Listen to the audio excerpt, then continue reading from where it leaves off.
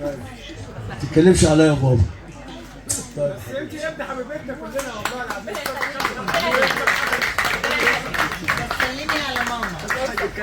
طب احنا اتكلمنا عن اسرتك الصغيره، ممكن نتكلم عن اسرتك، والد حضرتك والدتك، لان ده حاجه حضرتك ما بتتكلمش عنها ابدا، عن والدك ووالدتك حضرتك ما اتكلمتش عنهم تقريبا، ما سمعناش منك، ففرصه ان احنا حضرتك تقول لنا حاجه عن الوالد والوالده. والله انا الوالد والدي كان موظف بدرجه مدير عام في المطابع الاميريه، وعلمني الكرامه.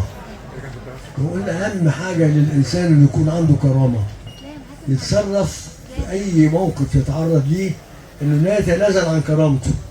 والدتي كانت ست بسيطه جدا، ست بيت بالمعنى، ملهاش علاقه غير تغير ولادها.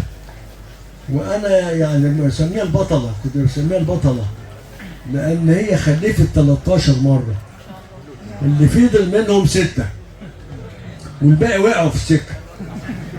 انما 6 بقى عديك بقى ال6 يعني 6 شياطين، الشياطين ال6 مش الشياطين ال3.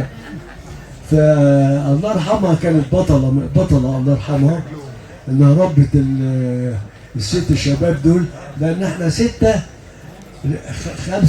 7 قصدي، 6 رجاله وبنت وحيده. كنت انا بحب فاتن حمامه قوي في الوقت ده، فقلت لها يا ماما اللي جايه دي لو بنت سميها فاتن.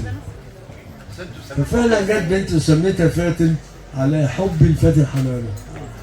فالاب والام كانوا يعني اتعلمنا، هم اللي عملونا، وهم اصحاب الفضل في بناء شخصيتنا، وكل حاجه حلوه اتعلمناها يبقى منهم. سؤال لو سمحت، سؤال يعني